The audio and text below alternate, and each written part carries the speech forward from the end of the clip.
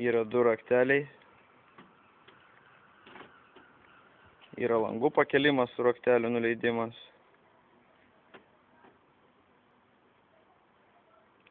Čia dabar jau turbūt batareika nusėdus, atsidaro langai. Toliau visi 4 elektriniai langai. Bagažinė, o čia atsidaro, galima ir su raktelio atidaryti. Kas dar čia pusė yra priekinių lempų plovimas. Čia šito net nesinaudoju.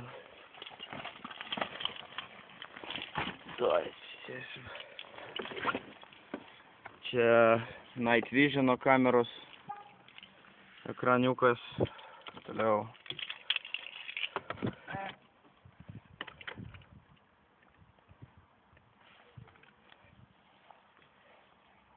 meniu. Nėra jokių klaidų, nerašo dabar pakol kas. Čia galima reguliuotis. Valandos, minutės, kas čia 12,44 Celsius, Fahrenheitas, kilometrai, mylios, kalba.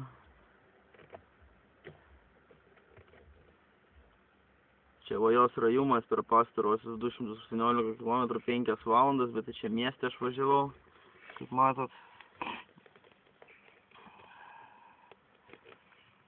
Temperatūra, lauko temperatūra, servisas sekantis, variklio tepalų tikrinimas, kas dar čia pasie yra.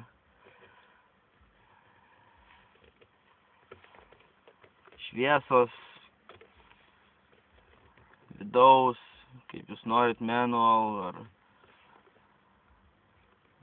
ar automatiškai, sekundės, kiek viduje dega, kiek lauke dega užrakinus mašiną. Šitas meniu. Toliau vehicle, čia galit nusistatyti kiek kilometrų limitas, aš ant 160 nusistatęs. Toliau, palaukit. Kas dar čia yra heateris, tai čia gal nerodysiu, tai taip čia sunku, automatinis ar kokį jūs norit. Audio sistema yra 10 speakerių. Toliau kas čia? Čia visi tie dalykai. Šiaip iš minusų oro kondicionierius jau yra pasibaigęs. SP sistema, čia sėdynė, bairiukai visokie. Toliau kas čia dar pasie gero? DVD playeris.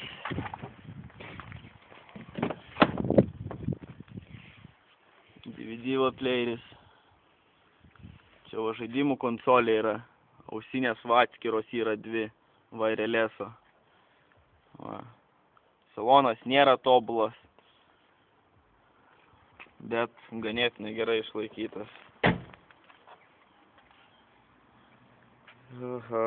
Jos minusai tai yra varūdis, pliusai yra nauji diskai, daug naujų detalių iš tikrųjų, visi čekiai yra. Čia bagažiniai, tai nesvarbu. Night Vision kamera. Galiniai, priekiniai nauji.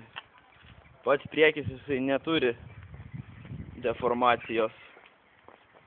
Tiesiog kai man daužė va į šitą kampą, kaip matot, čia faktiškai Lietuvoje tai centus kampus tvarkys. Tai man pakreipė biškį priekį. Bet lempa yra viduje įkritus. Toliau.